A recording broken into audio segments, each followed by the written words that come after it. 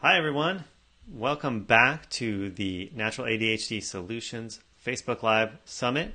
And this morning, or it's morning where I am, we have our guest for now. We have Kathleen DiChiara, and she is a remarkable woman. She's the author of a book. Another one's coming out. She's been featured in a documentary film, and she also has been working as a functional nutrition practitioner. And she's going to share with us some of her story, where that took her and where she's headed into the future as far as her own work and how she's looking to help our kids and ourselves. So thanks so much for joining us, Kathleen. And I'd love for you to start by just telling us kind of your background, how you got to be doing what you're doing these days. Great. Thanks for having me, Brad. My background is actually in capital markets and investor relations. So I was a corporate executive for a long time, and we had a child that was born with developmental delays and lots of, I would say developmental delays mostly, but then was diagnosed on the autism spectrum at the age of 3. And we just kind of plugged along as a family. We took him to speech language therapy, occupational therapy, physical therapy, didn't really think much of it. We ended up having our second child. And he was typically developing, and I think we kind of really noticed then that our first son was much more profoundly compromised than we had anticipated because we had no reference really to compare that to. And then many, many years later, I actually developed sudden onset neuropathy in my legs.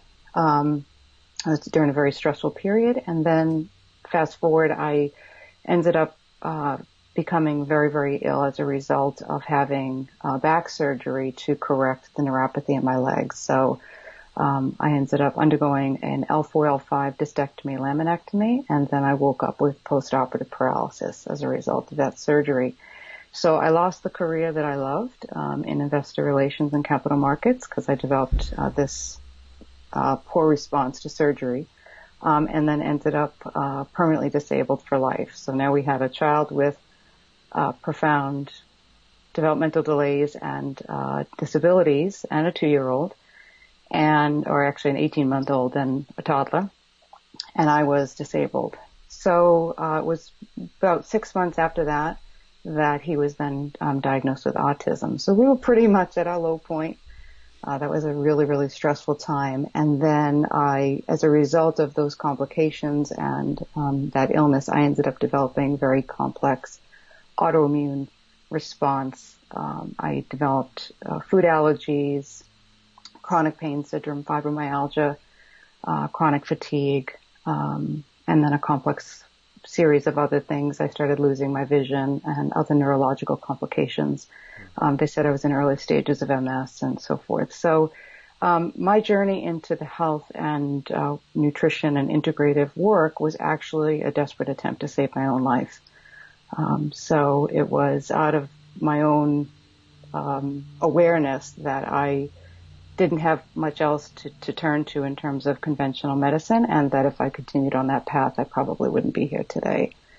So I did that to save my own life, and in doing so, learned a lot about immunology and nutrition and certainly chronic pain and the immune system, and then realized that there was a lot I could do for my son, because what I had done for myself really taught us a lot.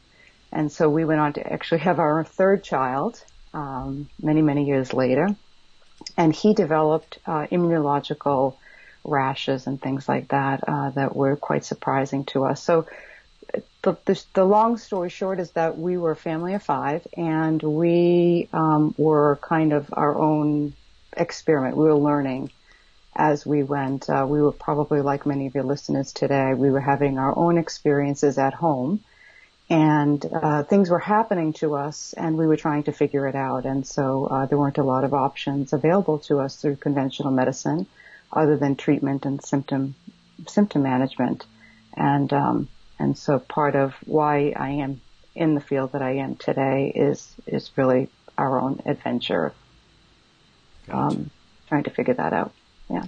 Yeah, that's quite a number of things. So Yeah. so let's jump to this. Well, not that it's the end, but let's jump to the, how are all of you guys doing now? Yeah, so we ended up participating, as you mentioned at the beginning, in a documentary film because had a transformation that's quite extraordinary. The reason I brought up my youngest son was because his chronic eczema was kind of that final awakening for us.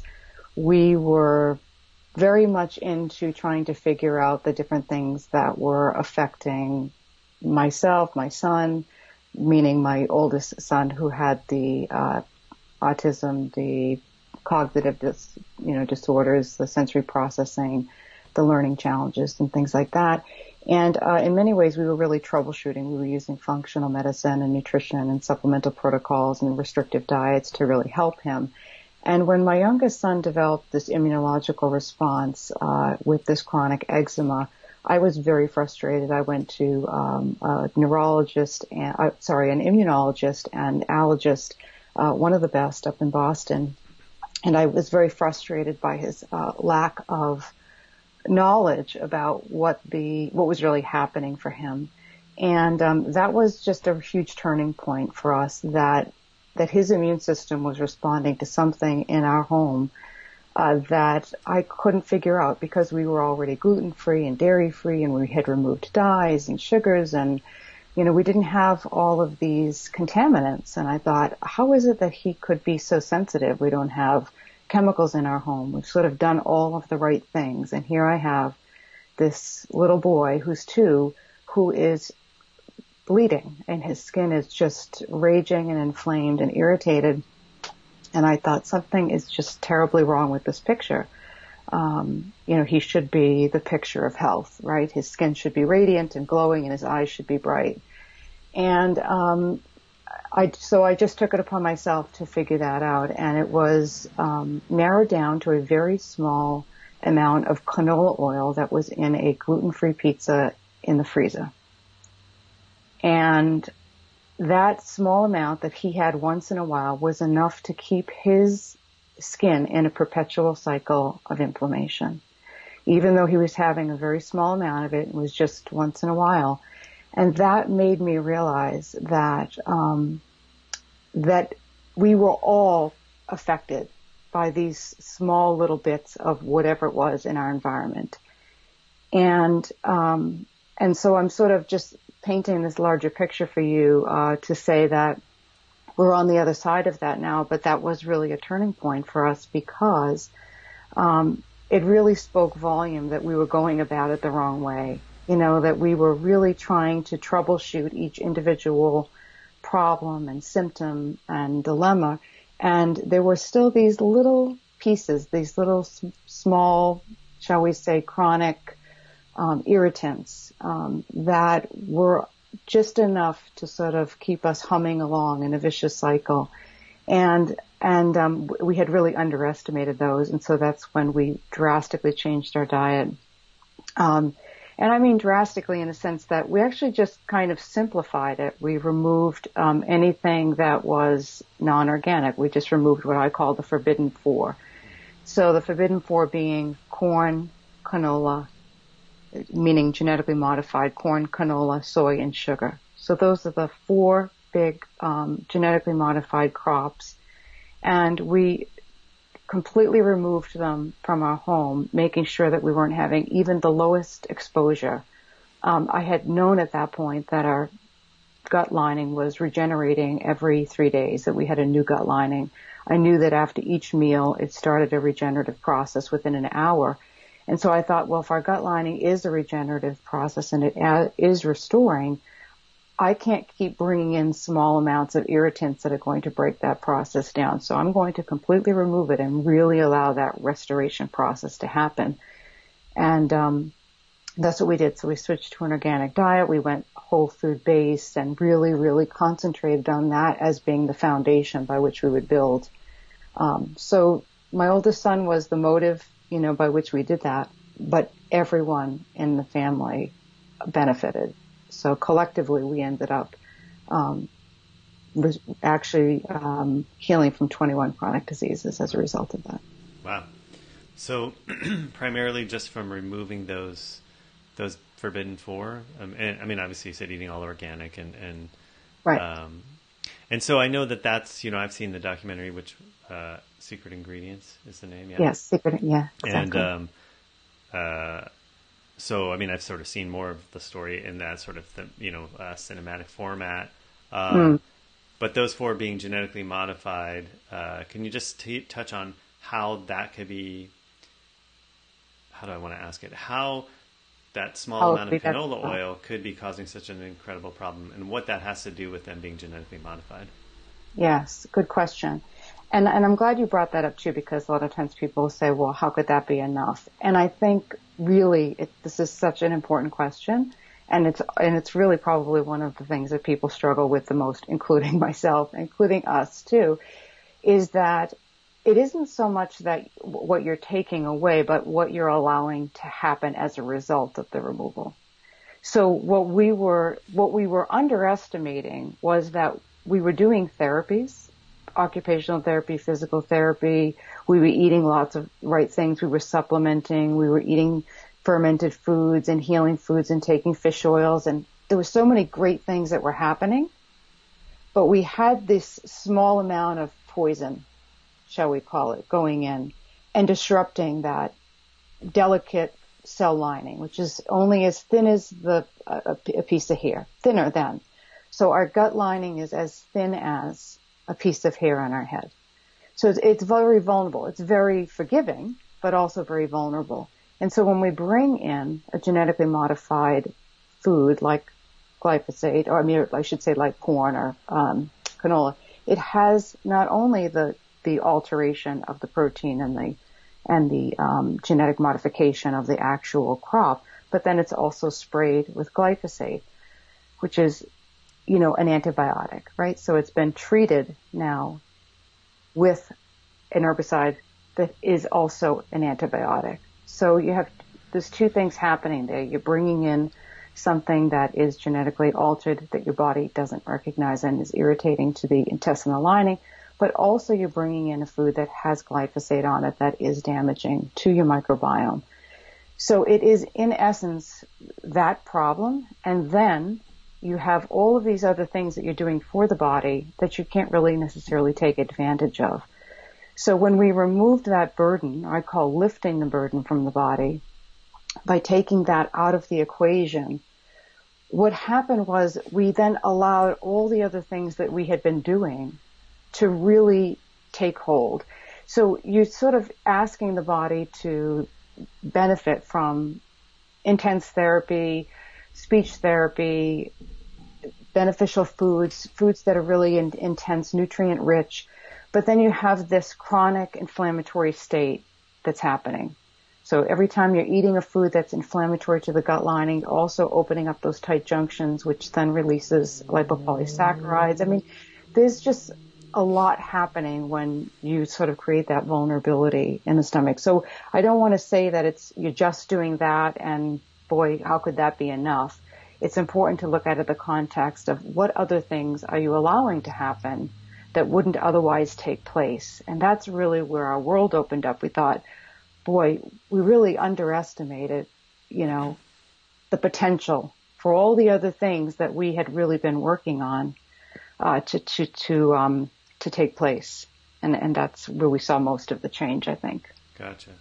So what I hear you saying, amongst other things, is that even though you were doing all of these things which are beneficial and helpful and healthy to do, dietary changes, eating, healthy foods, therapies, right, that because there was this chronic insult to this important, the gut lining, what you're talking about, that none of those could reach their potential in terms of really helping you guys heal until you solved that. Sort of like that was the last piece or a key piece to the puzzle that without none of the other stuff could work fully. Yeah, for us, it was disease management. Mm-hmm. So we were in what we would call a holistic management. Mm-hmm. We were holistically managing chronic symptoms using lots of intense therapies, but not necessarily using them for the full benefit of totally reducing inflammation, getting full cognitive restoration to the brain. I mean, what we have to realize is that we know we can utilize the microbes in the gut to travel up the vagus nerve. That's a bidirectional highway to the brain to reduce inflammation, to enhance the qualities of the brain. And if the microbes and the foods that we're doing and the supplements that we're taking and all these wonderful things are constantly putting out inflammation, then in essence we really are not utilizing their full potential. So my feeling was, I don't want to keep putting out the fire. I'm done managing this. I'm done just being on rescue here. I really want to know what it is that we can do and his eczema was the telltale sign, because we could get it to calm down and then it would just come back. Mm-hmm. And it was sort of there. So that to me was a very visual indication that something in our environment was irritating us. And it was that red flag. And what I like to say to other families is, if you have a child in your home that has ADHD, it's sort of that invitation for everyone in the home to change, right? It isn't usually that somebody in the family is just struggling with ADHD, but everyone else is doing dynamic. Everyone else is feeling amazing. No one else has any health issues. Everyone else is just doing at the top of their game. They're free from all symptoms and disease. And then you just have this one person that's struggling. I mean, I don't know any other family that's having that experience. Certainly that wasn't the case for us. We all were doing okay, but everyone had a different manifestation of something. And so really what it is an invitation to say, okay, well, this child is presenting as a child with symptoms of ADHD, but dad might be struggling with rosacea and mom might have symptoms of, autoimmune conditions, and your other children might have anxiety or sleep issues. And so really it's an opportunity for everybody to evaluate all of the things that you're doing in your life and together, and work together collectively as a community, as a unit, and do things differently. And then you all pull each other over the finish line. It's really an extraordinary shift when you all do that. And that was certainly our experience. And the people in my clinical practice that do that have the same experience. Cool. So a question that's come up already in our summit with different presenter speakers talking about some of these lifestyle changes and things like that is, that sounds great, but how in the world can I ever get my kid to do it? So maybe you can share from both perspectives if there are any difference, but how you did it, and then maybe how when you work with other people, how you help them do it.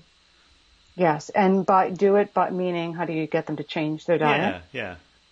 Well, when you're all doing it together, it's easier because then there's no isolation of you have to change and I don't.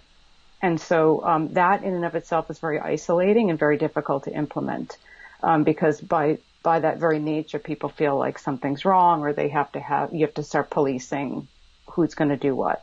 So doing it together. Secondly, usually there is a transition stage. You are essentially upgrading processed food. You're taking whatever the child is typically used to, and then you're creating an organic or healthier version of that same food. So it might be that they're only eating pasta, and so now you're getting an organic rice version pasta, which is going to be expensive initially because really what you're doing is you're paying for gluten-free organic processed food. So the quicker you can get out of that phase, the better, because that's a very costly adventure to stay in.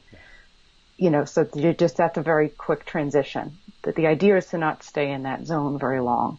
That's just for your sanity. So you're moving out of that zone very quickly. Secondly is to work within the context of what your child is doing. So if you have children that only like to eat meat, for example, like that's what they like, they feel good on it, is to, I think, connect with the nutritionist who is knowledgeable about what's ideally healthy. So, for example, we know that specific bacteria in the body produce endotoxins when they metabolize meat. Not that meat is bad or that certain foods are good or bad. It's just that this is basic biochemistry, that when they metabolize meat, there's certain endotoxins that are produced. So you want to offset that. So you want to make sure there's certain types of herbs that are present when the meat is eaten, or You want to make sure that they take certain fish oils when that meat is eaten, and then that will offset any endotoxins as oxidative stress. So what you're doing is you're just trying to say, what is it that my children like? And then how do I upgrade that in a way that allows them to thrive, and then quickly try to transition them to whole foods? It's very hard if children are eating processed foods to get them to like whole foods. They're just not going to do it. You know, it's not that I'm saying this is easy. I mean, I have young children. You know, this is not because I'm saying it's easy. It's just that you're going to get where you need to get to much faster if you recognize that the staying in that other place too long is actually keeping you in the management stage of managing the symptoms of ADHD maybe longer than you need to. That the body is actually very, very quick to heal. That leaky gut is not a life sentence. That we don't actually stay in the perpetual state of chronic inflammation very long unless something is creating that inflammatory response chronically. So the idea is to recognize that the body is self-healing and it actually repairs very quickly. So the sooner you can create that intervention, then the body is actually going to give you that opportunity to heal and restore. And then you're not going to have to stay in that very restrictive lane for a long time. You can actually navigate out of that and expand the diet. So I think people fear that they're going to have to be a prisoner to their kitchen forever. Like, I'm going to have to stay in my kitchen and prepare all this food, and who has time for that? And I just want to say that that's actually not the case. You're just trying to prioritize that healing response. You're trying to get away from these very irritating ingredients in food, allow that healing to take place, and let the body do what it needs to do, and then, you know, and then move from there. It's sort of like you're never ever in one place, because the body has to be viewed as an ecosystem. It isn't just this machine that is the way it is, this stagnant, you know, state. The body is always changing and evolving. So the ecosystem of the body is always evolving based on its current state, if that makes sense. Yeah, absolutely. I think that's really valuable to look at, to understand that there are some time-limited stages, you know, yes. and that can help, because some of those aren't going to be easy, but right. You know that there's the next step you can take. Exactly. Yeah, that's really cool. So in there you mentioned a couple things that maybe you could give us a little more info on if you want, or if you would. I know you mentioned some different things about the strains of bacteria in your digestive system and how those can affect you. And then you sort of touched on some things to add with different foods. And I know you had mentioned wanting to share about key foods that help with the system healing. Maybe you could kind of touch on those things a little bit more. Yeah, I can kind of wrap that together too. Mm-hmm. I think, you know, when you are trying to shift the diet, and again, you know, I don't want people to think that there is no one way to do this. Again, I think it's about recognizing, you know, what works best for each child. I think one of the hardest things about today is that we have this abundance of information, and with an abundance of information, which is such a gift, is that it can be very difficult to determine what's right for you or what's right for your particular child. So there's that double-edged sword of wanting to gather information from other people, but then feeling lost and saying, well, what do I do? What am I supposed to do? What did Kathleen do for her family? Or what did Brad do? Or, you know, how is that applicable to me? And how do I insert that into my life? And that is one of the challenges we face today, that our children are unique, and the only thing that's so critical to how they're going to respond is, in essence, their microbiome, which is as unique to them as their fingerprint. And so if I were to say to you that these particular foods are healing foods and they're really great, and let's say I said, you know, this is a really great diet, and these foods are really great, and you would apply those principles and give them to your child, and your child had a particular type of bacteria that then reacted poorly to a particular fiber or a particular protein, and did poorly, then that would not work, right? So then that would be something that you'd have to be aware of. And so the idea is to always take information, but then be very clear that if your child is not doing well, it doesn't mean go harder, push harder.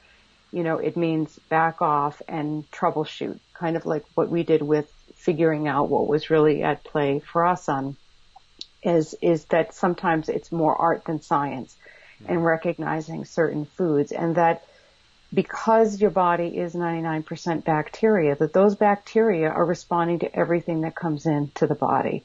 And so when you bring in even a healing food, if the body is creating a metabolite or a secondary byproduct from eating that food, it can create a problem for your child. And that isn't necessarily a good thing. Sometimes we label these things as it's die-off, it's detoxification. No, it can in fact be a problem. And it's important to pay attention to that and to back off. So good examples of that is a lot of times people will say, oh, coconut oil is great, it's amazing, and everyone should use coconut oil. But coconut oil is also antimicrobial. And so if we take in too much of an antimicrobial, antifungal, it can kill off too much and create secondary byproducts, which can be too much for a child who is compromised. And then you're asking them to clear all of those secondary byproducts, and that can really be too much on their system. So we just want to always recognize that too much of a good thing can not always be a good thing. To answer your question about strains of bacteria, I'm a big fan of feeding the microbes and feeding them fibers and fiber-rich foods, which I know is hard sometimes with children. The sooner you can do that, the better. Probiotics are good, but they're pretty transient. Most of them will not change the microbiome. They can clinically help with symptom relief. So, for example, Bifidobacterium, actually Lactobacillus rhamnosus is really good for relaxation and calming the nerves, and can be used clinically for depression and things. But, it's not going to stay. So it's kind of like symptom control and symptom management. If you really want to alter the microbiome and change them, then what you want to do is feed them. So when you feed your bacteria, probiotic-rich foods and foods that are rich in polyphenols like pomegranates, things that have really tough like leeks and onions and have stuffed fiber that they have to break down, they then have to produce short-chain fatty acids. And short-chain fatty acids like propionate and acetate and butyrate are actually what release mucus, and then the mucus is what repairs the gastrointestinal lining. So it is in that process that we are doing that restoration work. So we're not only increasing the diversity of the microbiome, but we're also repairing the gut lining. And then when we repair that gut lining and we increase the diversity, we're actually creating different types of microbes that then produce GABA, which is the neurotransmitter to calm us down and create, reduce anxiety in our children. And this is great for the brain and great for the entire body. So not the neurotransmitters come up a lot. A lot of times people talk about the microbes producing neurotransmitters like serotonin and dopamine and GABA. Those are not necessarily used for the brain when we make them in the gastrointestinal tract, even though they can travel and be used, via the vagus nerve. They're not really utilized by the brain, but we are using them throughout the central nervous system and through the gastrointestinal tract. So they are controlling peristalsis, and they are keeping the body and our entire central nervous system calm and in control. So it's really important for us to be thinking about behaviors and our children's bodies and keeping us restful and sleep patterns and our central nervous system. And these neurotransmitters are really regulating that type of mood and behavior. So clinically, yes, we can use certain strains like Lactobacillus rhamnosus. Bifidobacterium longum has been used very effectively as a probiotic for ADHD and autism. Some of the other ones, the Bifido strains are good. Lactobacillus plantarum is good. That's in pickles, sauerkraut, kimchi. That's actually been very effective. So, we can certainly get them in food too. There's certain strains that are also available in cheeses, like cultured cheeses and things that are very effective as well. And especially when you combine them with the longum and health. Another one that's called I think it's called Lactobacillus helveticus, I think it's called. Maybe it's helveticus. And that long in cheese, that combination together is very important for nerves and relaxation and calming the system. So we know that they're found in fermented foods naturally, but then, of course, using them clinically and in probiotics can be helpful as well. Yeah. Cool. So in terms of that, I mean, that's certainly, if you don't have background in some of that, the clinical aspects of the different bacteria and so forth you mentioned, that would likely be something you'd want to work with a nutritionist or some sort of a practitioner who has experience in that, I would imagine. Right. Yeah, and that's a good point. I mean, in my clinic, we track every clinical outcome of every strain of bacteria. So I have a lot of data on every single strain and what it does clinically and all of its findings. So you're right. I mean, certainly the average person is not necessarily going to do that. But so a couple of things to think about there is what I just talked about, that when we take those foods out, like the genetically modified foods that have glyphosate out, there's two things that are important that are happening in the context of what we just talked about. One, that the glyphosate is actually killing off a lot of those good microbes and leaving behind things like Clostridia, which can be very prevalent in kids that have these types of neurological and developmental functioning, disorders. And so what we see is that we see this sort of rise in the microbes, pathogenic microbes like Clostridia, which is happening when we get those chronic, assault of the glyphosate, because it's an antibiotic that's wiping out, and antibiotic use, right? So if they're getting infections and you're taking antibiotics, you're wiping out all of these protective microbes that are there for all of these benefits, and you're leaving behind these pathogenic microbes. So it is that two-part thing where you're assaulting the body and then you don't have any of these protective microbes. And the second hand is that you're bringing in fermented foods, and pickles and olives and things that our ancestors used to use and have exposure to a lot, and foods that are grown in rich soil and getting exposed to nature and being outside and touching things that have microbes on them. And certainly that's re-inoculating. But then also, like I said, eating real whole foods that might not be allergy-free, gluten-free, soy-free, dairy-free, oxalate-free, but are fiber-rich, that are feeding the microbes, because that's actually changing the microbiome and creating this diversity within the digestive system, which is going to alter the function of the brain. So you're really looking at it as a long game, because, if you don't change the body and start treating health long term, then ultimately you're still in disease management state. And so this is where people get stuck. And so what I just want to encourage your families to be thinking about when we think about ADHD is that, yes, you do have to do things for symptom control, and you do have to, trust me, I get it, and there'll be some weeks and some days that you're just going to do whatever you need to do to get through the day. But ultimately, you're going to have to put together some type of plan so you can really build strong, healthy children. And in treating health, ultimately you are treating ADHD, because, healthy children, even if there are parts of their cognitive brain that are somewhat compromised, that's the part that you want to get stronger, right? And so you're asking the microbes to become your allies in that work. And that's really what we did for our son. He had such severe cognitive deficit, to the point of not being able to speak. Was nonverbal till he was 8, couldn't write, couldn't read. He's a straight A student, runs cross country, high honors. The most unbelievable penmanship is is an undetectable, was medically undiagnosed at age 11, has had 8 diagnoses, has none. So when I say to you, it is, if we didn't see it with our own eyes, we wouldn't believe it ourselves. It is a huge capacity for the body to correct. And you have to use those microbes. They have a genome that's so superior to the human genome that you're tapping into something that is so extraordinary, okay? And it is constantly changing for you. So it's just this powerhouse that is underutilized, underappreciated, constantly changing, constantly working for you. And the only thing it wants so much for you is for you to feed it. Not to harm it, and to feed it. And the other thing that diversifies it is exercise.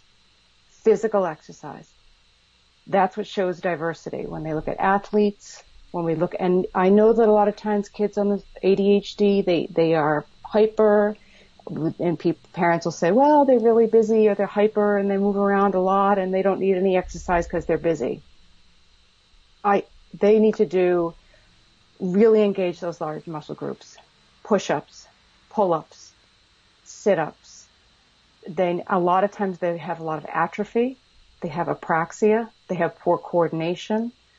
And they need cross-body movements. They need to see, the brain needs to start exchanging information across the blood, the barriers. So getting those large muscle groups, those big back muscles, the glutes, the hamstrings, I cannot stress it enough.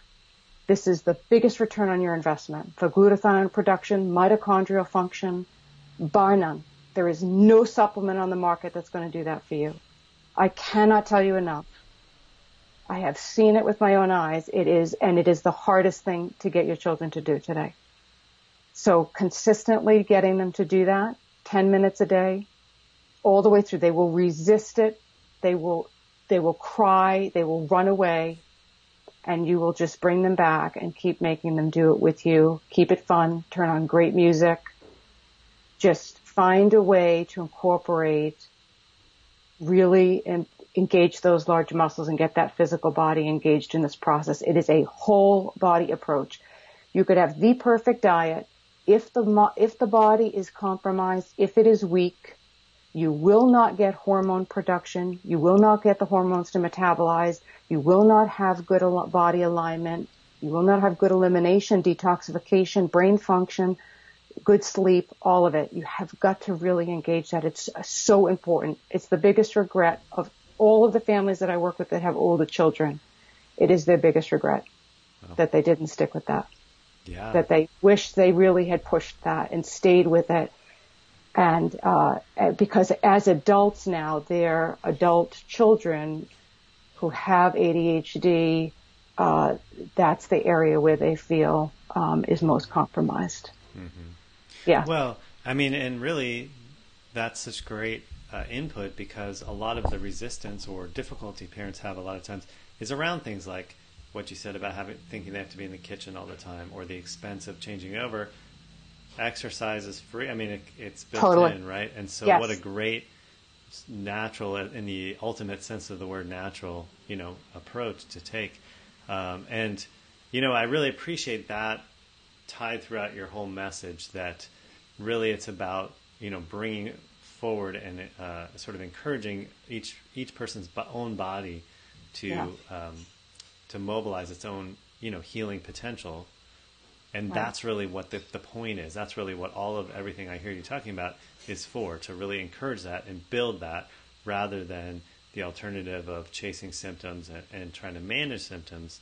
And it sounds like, I mean, what a great example, you guys are, your family. I mean, 21 diagnoses, I think I heard you say. And I mean, that's a remarkable story. And what a cool thing that, that it was, rather than trying to track down and check off or cross off all 21, it was really building up each person, as a whole. Right. And I also just want to say, it's remarkable. And I applaud you for, going through that journey, to really heal your family. I mean, not that it was only you, certainly everybody in the family had to do part of it. Yeah, it was hard. Yeah. But I mean, that's quite a thing, and to stick with it to the point now, where you're mentioning your son has, lost his diagnoses, his straight A student, all these things, you yourself with the different, all the different things you mentioned, all the different challenges you mentioned, and all the things you're up to now. So that, what a great story of going through the journey and then turning around and sharing it with the world too. So, I really appreciate that. Yeah, you're welcome. And I want to say to parents too and families, it isn't to say that it isn't hard and that we didn't have really tough times and that we didn't do probably a lot of what other families are doing, that we didn't struggle and make lots of mistakes, But I think ultimately what we realized was that if we shifted our values and started to live more in congruence in our own home about what was really important to us collectively as a family, that it actually became more easier, a little bit more liberating, because we were really in harmony with what was really important to us. And it wasn't really about, undoing diseases anymore. It was just, talking to our kids about what it really meant to be healthy and what was important to us. And it didn't even mean that we would be disease free or that we would be diagnosis free, because that ultimately wasn't even our objective. Like, that actually happened to us, but that was never our intention. We didn't say, we're going to get rid of this for you, or we're undoing this.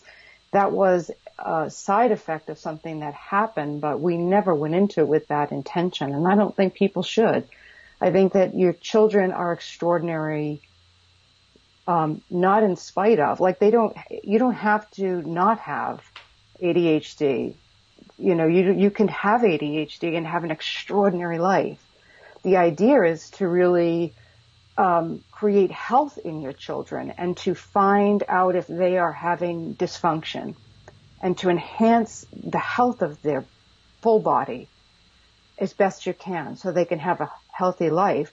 And if the symptoms of ADHD are a result of their body being out of balance, then that will self-correct.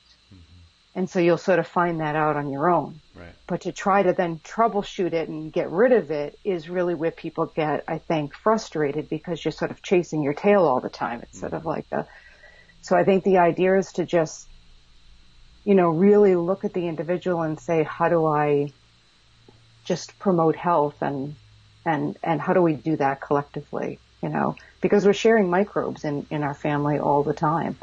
And we want to be sharing the good kind and not be contributing to that problem by, being the weak link, shall we say. Right.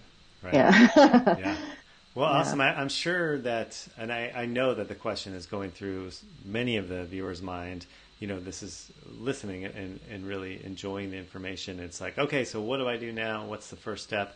And I know you had prepared a guide to get people kind of started, at least on the food side of things. Yeah. Can you just tell us a little bit about that and where they can find that? Or we'll put the link below. But yeah, cool. So the food is really just, I like to tell people you don't have to go to the rainforest to get any kind of special tincture or anything, I like people to look at the foods that they're currently getting right now from their grocery store and to recognize what it is that they're actually doing in the body. So I'm a big proponent of understanding medicinal qualities of our everyday foods, and then recognizing what their potential is so that you can better utilize them. So I took sort of what I would consider the top 10 foods that are kid friendly in the sense that they're whole foods, but they're, you can work with them.